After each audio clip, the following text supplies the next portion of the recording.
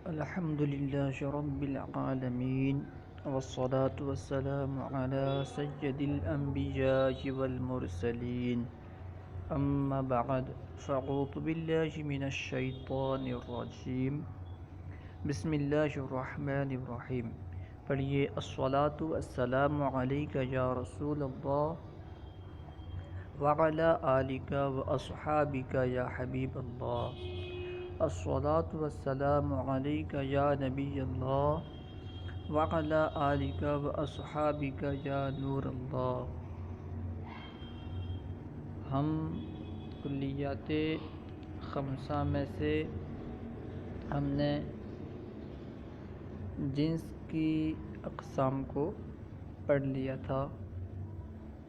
آج ہم نوع کی اقسام کو پڑھیں گے کہ نوع کی کتنی قسمیں ہیں اور کیا کیا ہیں۔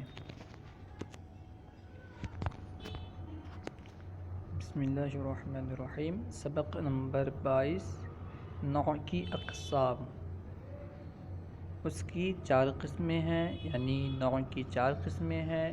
نمبر 1 نوع عالی، نمبر 2 نوع سافل، نمبر 3 نوع متوسط، نمبر 4 نوع مفرد۔ ان کے نام سے ان کی تعریف کی طرف اشارہ ہوتا ہے۔ آئیے ہم تعریفی پڑھ لیتے ہیں۔ نمبر 1 نوع عالی، ہوا ما یکون تحتہ نوع ولا یکون فوقہ نوع، یعنی وہ نوع جس کے نیچے تو نوع پائی جائیں لیکن اس کے اوپر کوئی نوع نہ ہو۔ جس کے نیچے نوع پائی جائے اوپر نوع نہ پائی جائے اسے نوع عالی کہتے ہیں، کیونکہ یہ سب سے اوپر کا نوع ہوتا ہے، اسی وجہ سے اسے نوع عالی کہتے ہیں۔ جیسے جسم مطلق، جسم مطلق کے اوپر کوئی نوع نہیں ہے، اسی وجہ سے یہ نوع عالی ہے۔ اس کے اوپر جنس تو ہیں لیکن جنس تو اس کے اوپر ہے لیکن نوع نہیں ہے۔ نمبر 2 نوع سافل، ہوا ما یکون تحتہ نوع و یکون فوقہ، ہوا ما لا یکون تحتہ نوع و یکون فوقہ نوع، یعنی وہ نوع جس کے نیچے کوئی نوع نہ ہو لیکن اس کے اوپر نوع ہو۔ جیسا کہ سافل کے لفظ سے ہی یہ اشارہ ملتا ہے، یہ معلوم ہوتا ہے کہ اس کے نیچے کوئی نوع نہیں ہوگا بلکہ اس کے اوپر نوع ہوگا، یعنی وہ نوع جس کے نیچے کوئی نوع نہ ہو اس کے اوپر نوع ہو، اسے نوع سافل کہتے ہیں۔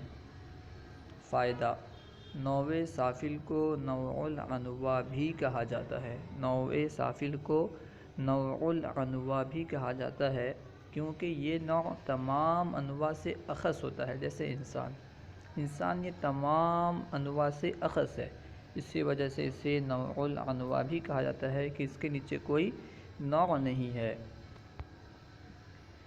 نمبر 3 نوع متوسط، نوع متوسط وہو ما یکون تحتہ نوع و فوقہ نوع، یعنی وہ نوع جس کے اوپر بھی نوع ہو اور نیچے بھی۔ جیسے جسم نامی، جسم نامی کے اوپر بھی نوع ہے اور نیچے بھی نوع ہے۔ جسم نامی کے نیچے حیوان ہے اور جسم نامی کے اوپر جسم مطلق ہے، تو اس کے اوپر بھی نوع ہے اس کے نیچے بھی نوع ہے، تو یہ جسم نامی نوع متوسط ہوا۔ نمبر 4 نوع مفرد، ہوا ما لا یکون تحتہ نوع ولا فوقہ، یعنی وہ نوع جس کے اوپر نیچے کوئی نوع موجود نہ ہو۔ جیسے عقل، جیسا کہ عقل یہ ایسی نوع ہے جس کے اوپر نہ کوئی نوع ہے نہ نیچے کوئی نوع ہے، لیکن ایک شرط کے ساتھ، کیا ہے؟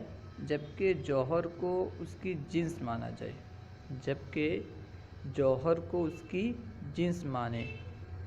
جب ہم جوہر کو عقل کی جنس مانیں گے اس وقت عقل یہ نوع مفرد کہلائے گا، کیونکہ نہ اس کے اوپر کوئی نوع ہے نہ اس کے نیچے کوئی نوع ہے، اس کے نیچے بھی کوئی نوع نہیں ہوگا اس کے اوپر بھی کوئی نوع نہیں ہوگا، کیونکہ عقل کے اوپر کوئی نوع ہوتا ہی نہیں ہے، اور نیچے بھی کوئی نوع نہیں ہے، بلکہ وہ جنس ہے، نوع نہیں ہے۔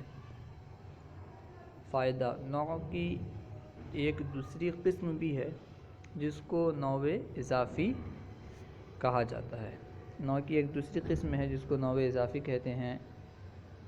نوع اضافی کی تعریف فرما رہے ہیں، دیکھیے، نوع اضافی ہوا ماہیت یقال علیہا وعلی غیرہا الجنس فی جواب ما ہوا، یعنی نوع اضافی ایسی ماہیت ہے اگر اس کو کسی دوسری ماہیت سے ملا کر ما ہوا کے ذریعے سوال کیا جائے تو جواب میں جنس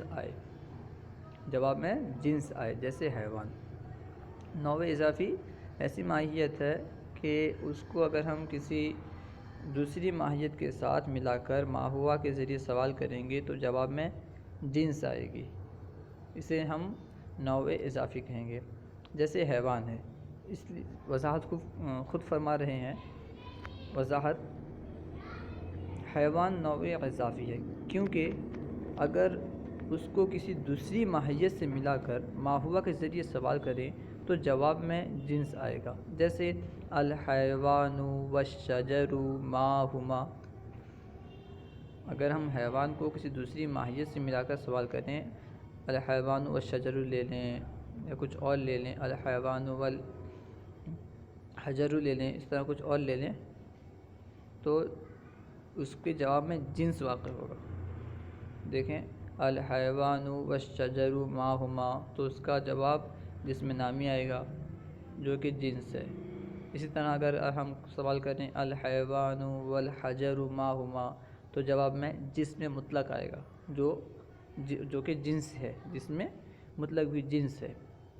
تو حیوان پہ نوع اضافی کی تعریف صادق آ رہی ہے، اس لیے کہ ہم حیوان کو اگر دوسری ماہیت کے ساتھ ملا کر ما ہوا کے ذریعے سوال کرتے ہیں تو اس کے جواب میں جنس واقع ہوتا ہے، اور اسی کو کہتے ہیں نوع اضافی، کہ ایسی ماہیت جس کو دوسری ماہیت کے ساتھ ملا کر اگر سوال کیا جائے تو اس کے جواب میں جنس واقع ہو۔ صلو علی الحبیب صلی اللہ تعالی علی محمد۔